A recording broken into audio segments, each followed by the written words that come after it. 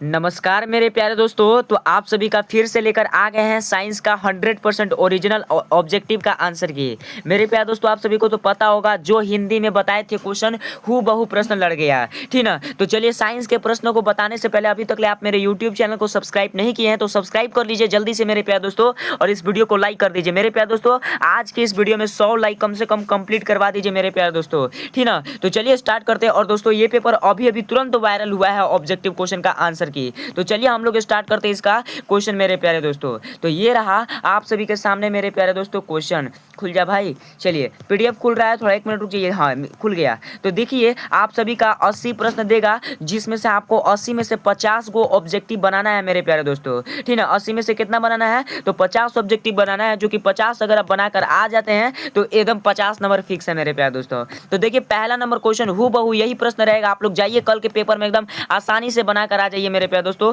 जो कह रहा हूं वो 100% लड़ेगा, गारंटी है। लीजिए, पहला नंबर क्वेश्चन है कि समतल दर्पण द्वारा बना प्रतिबिंब होता है दोस्तों। तो याद रखिएगा, समतल दर्पण द्वारा बना प्रतिबिंब काल्पनिक तथा सीधा होता है। इसका आंसर भी करेक्ट हो जाएगा। अगला क्वेश्चन चलिए देखते हैं। अगला क्वेश्चन है कि मुख्य अक्ष के समानांतर किरणें अवतल दर्पण के परावर्तन के बाद कहां से होकर गुजरेगी दोस्तों? तो ये फोकस से होकर गुजरेगी। तो दूसरा का आप लोग सी नंबर आंसर याद रखिएगा। अगला क्वेश्चन है कि निम्नलिखित में से आपतन कोण परावर्तन कोण के बराबर होते हैं। तो किसके बराबर? तो नियमित परावर्तन के बराबर होते हैं। तो आप इनका बी नंबर करेक्ट याद रखिएगा। अगला क्वेश्चन है कि अवतल दर्पण की फोकस क्या दूरी क्या होती है मेरे प्यारे दोस्तों? तो याद रखिएगा, ये हमेशा ऋणात्मक होती है। इसका करेक्ट आंसर भी हो जाएगा। अगला क्वेश्चन है सोलर कुकर में कौन सा दर्पण उपयोग किया जाता है दोस्तों? तो याद रखिएगा, सोलर कुकर में कौन सा दर्पण प्रयुक्त किया जाता है? तो अवतल दर्पण का प्रयुक्त किया जाता है। तो पांचवा का आप लोग सी नंबर आंसर याद रखिएगा। अगला छठा नंबर देखिए कि उत्तल दर्पण द्वारा बनने वाले प्रतिबिंब हमेशा होती है दोस्तों। तो उत्तल दर्पण द्वारा बनने वाला प्रतिबिंब हमेशा आभासी और सीधी होती है। इसका करेक्ट आंसर सी याद रखिएगा आप लोग। अगला क्वेश्चन है कि अवतल दर्पण में जब वस्तु अनंत पर हो तब प्रतिबिंब बनती है दोस्तों। तो प्रतिबिंब क्या बनती है? तो फोकस पर बनती है। आप लोग याद रखिएगा दोस्तों। अभी तुरंत जाकर चैनल को सब्सक्राइब कर लीजिए, ताकि मैं हमेशा आपको एसएसटी का, ठीक ना दोस्तों, अभी जो भी पेपर बचा हुआ है उसका लाकर आप सभी को दे दूं, ठीक ना। मैथ का बच गया, इंग्लिश का बच गया, एसएसटी का बच गया, सारा पेपर को हम लाकर दे देंगे। जब जल्दी से आप लोग सब्सक्राइब कीजिए। अगला क्वेश्चन देखिए कि वक्रता त्रिज्या बराबर होती है दोस्तों। तो वक्रता त्रिज्या देखिए, ट्रिक है दोस्तों, वो ए बराबर r/2 होती है। लेकिन यहाँ पर आपसे r बराबर यानी कि वक्रता त्रिज्या बराबर पूछी है, तो फोकस की दुगनी होती है। तो इसका आंसर r बराबर 2f हो जाएगा, ठीक है दोस्तों। तो आप लोग 8वां का ए नंबर आंसर याद रखिएगा। अगला क्वेश्चन है कि जब प्रकाश वायु से कांच में प्रवेश करता है तो वह होती है दोस्तों, तो वह अभिलंब की ओर मुड़ जाती है। तो आप लोग 9वां नंबर क्वेश्चन का करेक्ट आंसर से याद रखिएगा। अगला क्वेश्चन है कि दर्पण सूत्र है मेरे प्यारे दोस्तों। तो दर्पण सूत्र 1/f बराबर 1/v प्लस 1/u होता है। 10वां का आप लोग ए नंबर आंसर याद रखिएगा। अगला क्वेश्चन चलिए देखते हैं कि प्रकाश के सर्वाधिक होता है दोस्तों, प्रकाश का वेग सर्वाधिक निर्वात में होता है, जो कि आपको आंसर सी में है। आप लोग करेक्ट आंसर 11 का याद रखिएगा, सी नंबर। अगला क्वेश्चन देखिए, अपवर्तनांक का इकाई होता है मेरे प्यारे दोस्तों। तो याद रखिएगा, अपवर्तनांक का इकाई हमेशा मीटर प्रति सेकंड होती है। इसका 12 का आप लोग ए नंबर करेक्ट याद रखिएगा।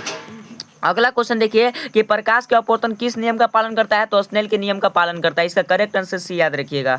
अगला क्वेश्चन है कि दूरदृष्टि दोष को ठीक किया जाता है दोस्तों। तो उत्तल लेंस में दूरदृष्टि दोष को ठीक किया जाता है। आप इनको बी नंबर आंसर याद रखिएगा। अगला क्वेश्चन है कि नेत्र द्वारा पास और दूर की वस्तुओं पर फोकस से रखने की क्षमता क्या होती है? तो समायोजन की शक्ति होती है दोस्तों। तो आप लोग 15 का ए नंबर आंसर याद रखिएगा। अगला क्वेश्चन देखिए कि सामान्य नेत्र के लिए स्पष्ट दृष्टि का न्यूनतम दूरी होती है, कितना होती है? 25 सेंटीमीटर होती है। तो 16 का करेक्ट आंसर दोस्तों सी नंबर आंसर याद रखिएगा।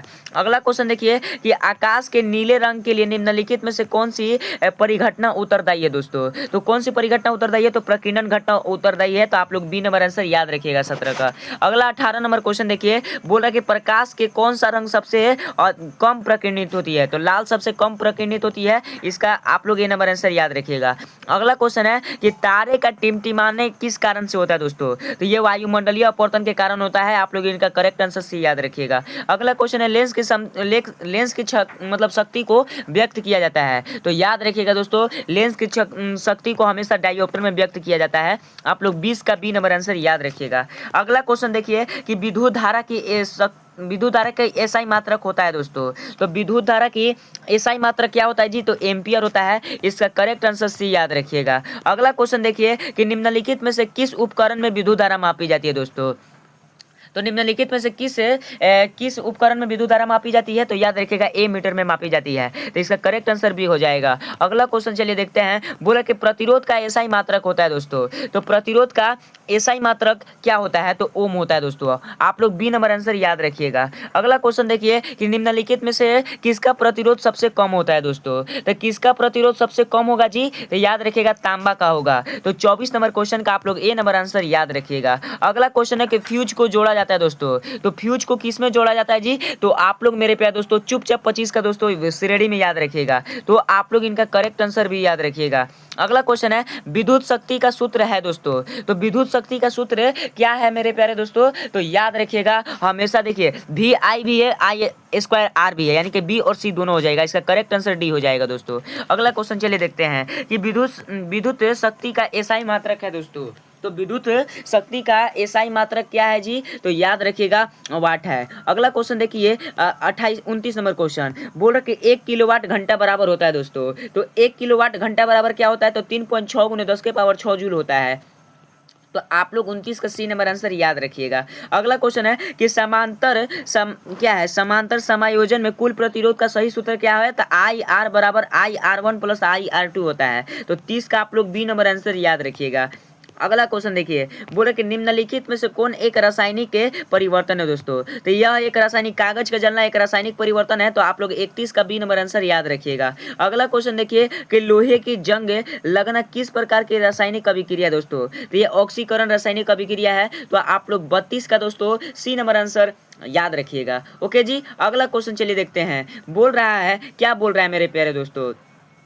क्वेश्चन है ना आप सभी के सामने 33 नंबर क्वेश्चन कि वह अभिक्रिया जिसमें ऊष्मा उत्पन्न होती है कहलाती है दोस्तों। जिसमें ऊष्मा उत्पन्न होगी वो ऊष्मा छेपी कहलाएगी। तो इसका करेक्ट आंसर आप लोग भी याद रखिएगा। अगला देखिए चूना पत्थर का रासायनिक सूत्र क्या होता है? तो CaCO3 होता है दोस्तों। तो आप लोग 34 का सी नंबर आंसर याद रखिएगा। अगला क्वेश्चन चलिए देखते हैं। बोल रहा कि कॉपर सल्फेट विलयन का रंग होता है दोस्तों। तो कॉपर सल्फेट विलयन का रंग क्या होता है जी? तो क्या होता है? तो नीला होता है दोस्तों। इसका करेक्ट आंसर भी आप लोग याद रखिएगा। पीला गलत हो जाएगा। अगला क्वेश्चन देखिए 36 नंबर क्वेश्चन बोल रहा कि कैल्शियम क्या दोस्तों जब कैल्शियम ऑक्साइड पानी से विक्रिया करता है तो क्या बनता है दोस्तों? तो मेरे प्यारे दोस्तों कैल्शियम हाइड्रोक्साइड बनता है। तो आप लोग 36 का बी नंबर आंसर याद रखिएगा।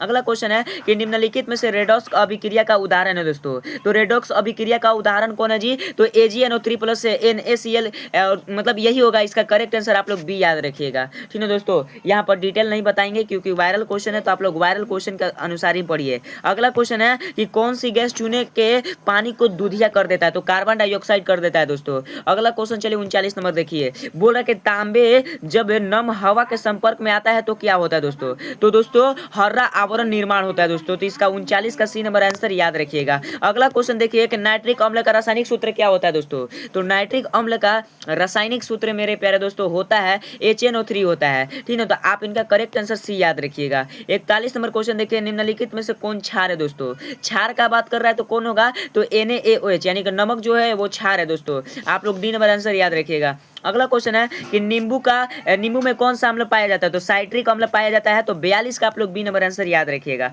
अगला देखिए निम्नलिखित में से कौन प्राकृतिक सूचक है दोस्तों? प्राकृतिक सूचक कौन है जी? तो आप लोग चुपचाप याद रखिएगा मेरे प्यारे दोस्तों, लिटमस है प्राकृतिक सूचक। ठीक है दोस्तों, तो अगला क्वेश्चन चलिए देखते हैं। बोला कि अम्ल में लिटमस पत्र की कौन सा रंग होता है दोस्तों? कौन सा? चलिए दोस्तों देखिए बोल रहा है कि अम्ल में लिटमस का रंग कौन सा हो जाता है दोस्तों? तो यह लाल हो जाता है। आप लोग 44 का सी नंबर आंसर याद रखिएगा। अगला 45 नंबर क्वेश्चन देखिए कि एंटासिड में कौन सा क्षार उपयोग होता है दोस्तों? एंटासिड में मेरे प्यारे दोस्तों याद रखिएगा MgOH2 होता है। ठीक है दोस्तों, तो आप लोग 45 का सी नंबर आंसर याद रखिएगा जी।